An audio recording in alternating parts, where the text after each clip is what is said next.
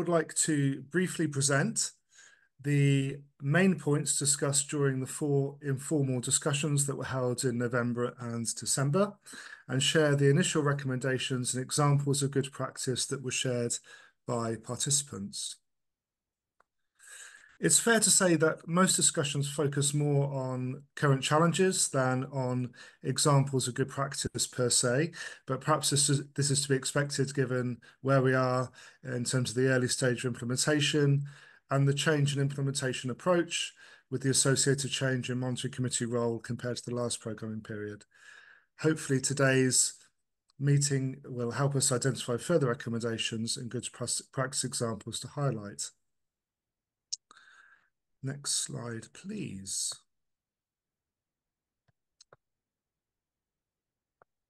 So thank you to everyone that participated in the theme discussions. The role of national networks discussion was particularly well attended.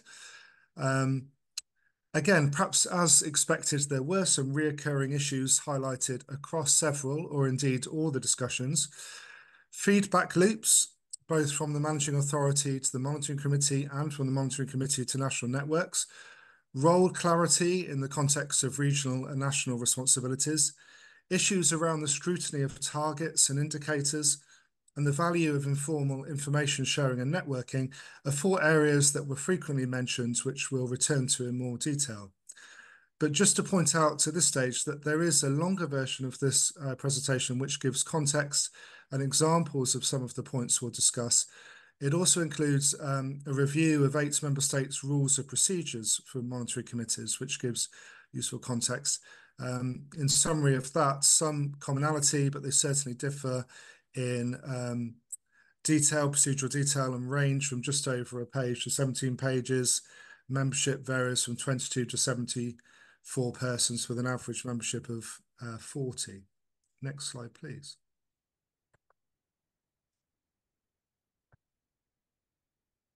Now, turning to the first discussion, implementation approaches, the view was expressed that the Monitoring Committee's influence on implementation has changed and has reduced compared to the previous programming period, although the extent of influence on implementation is sometimes unknown. As such, regular feedback to the Monitoring Committee to show how the opinions submitted have influenced the managing authority's decision-making would certainly be appreciated and may help enhance stakeholder motivation and engagement. The second point here is related to targets and indicators. The Monitoring Committee clearly has a very important role in holding the managing authority to account, for example, in analysing results data and raising urgent issues not addressed in the strategic plans. However, in the discussion, examples were given from the previous programme period where result data lacked adequate explanation as to why some targets had not been achieved, and in other cases where targets and indicators appear to have been chosen to ensure a good end result. So the Monitoring Committee clearly has an important role in giving scrutiny to the results chain, assessing if indicators show whether a measure's objective is actually being achieved. With regard to the third and fourth points here, examples of role confusion were shared, in particular in the modification process, which we'll return to shortly.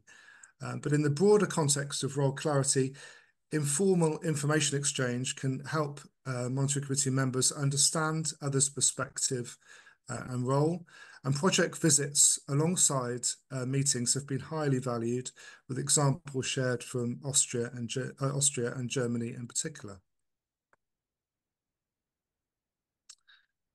Next slide, please.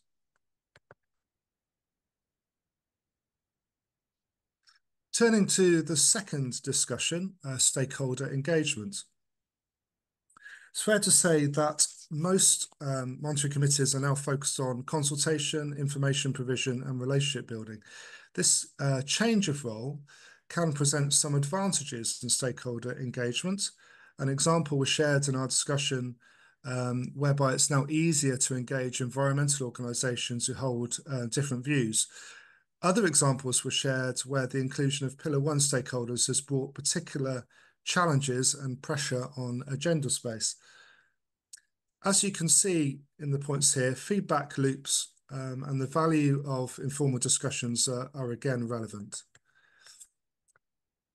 A couple of examples of good practice, which we'll get onto at the end in more detail, were shared from Germany, where both national and regional monitoring committees were oversubscribed, and the managing authority has made efforts to keep those not selected for monitoring committee membership as engaged as possible. Other examples included the challenge of engaging stakeholders when faced with a high staff turnover in key administrative positions.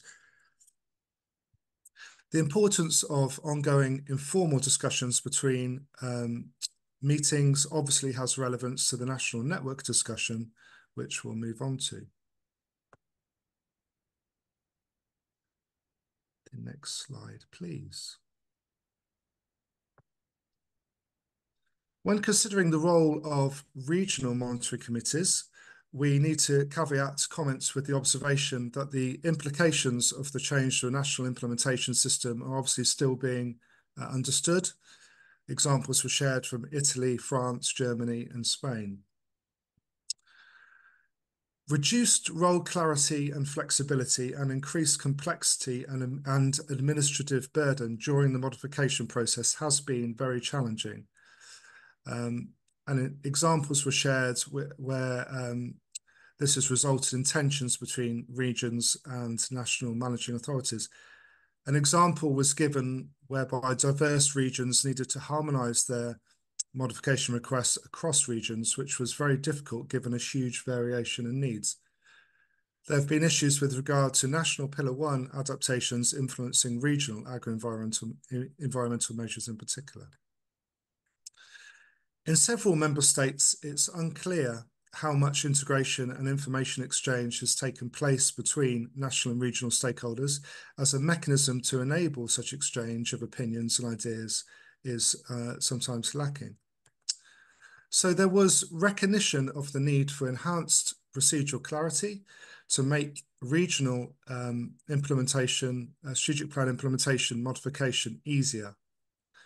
Some regional authorities regret the lack of direct contact with the Commission to discuss implementation issues, and the benefits of an EU-wide working group dedicated to regional implementation issues was discussed. The next slide, please.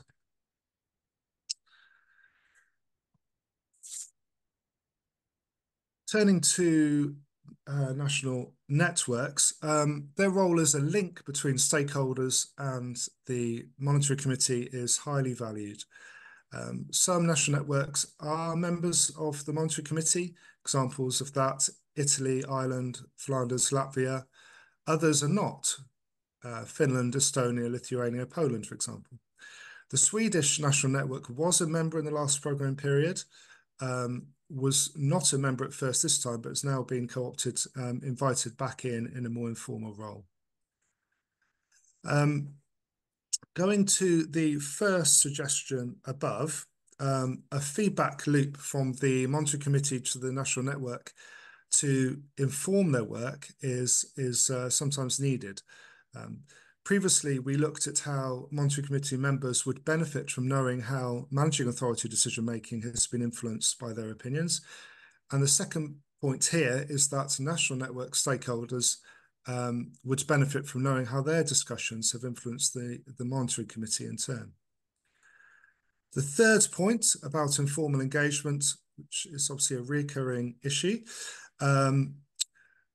informal engagement conversations outside of monitoring committee meetings, which are increasingly important to influence implementation given the monitoring committee's expanded remit and resulting pressure on agenda space, which often limits the time available for networking related discussions. National networks have supported field visits, which facilitate such informal engagements between monitoring committee meetings. Examples of how networks can influence monitoring committees formally and informally were shared. The final point is about governance. So the ability of national networks to play an active role as members of the monitoring committee may be influenced by association with the managing authority, and the extent to which monitoring committee is membership, the monitoring committee is membership or managing authority driven, can give rise to questions over governance. The idea was mooted to map the managing authority's influence on monitoring committee membership to fully understand those governance implications. Next slide, please. So I've just put in the table here some of the examples of good practice that were shared. If we look at the third one, for example, in Germany, the monitoring committee was oversubscribed, both actually regionally and the national monitoring committees. And so a system was set up where by people who weren't successful in their applications were invited to be represented by, basically to come together into groups, then be represented by a monitoring committee member so that they could still feed in their thoughts. And this is helps engage as wide a stakeholder group as possible. Other examples are there, which I'll let you just read at your own just in a moment.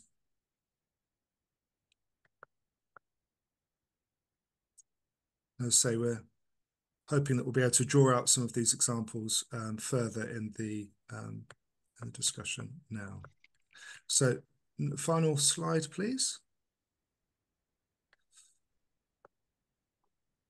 So, just to sort of summarise, really, the key questions which flow from the informal discussions we've had.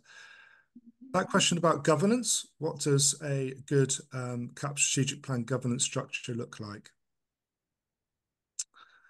How can the monitoring committee best add value to the managing authority decision making to help implementation? Are there ways the regional and the national harmonisation integration issue? Are there ways in which monitoring committees can further support the harmonisation of the regional and national approaches? And then those three reoccurring themes, which I mentioned right at the start, about feedback loops, about role and procedural clarity, and the intervention logic results chain about the target and result scrutiny, and that being a key role for monitoring committees. So there are three areas which in particular we might like to pay attention to in our discussions as we go through the morning.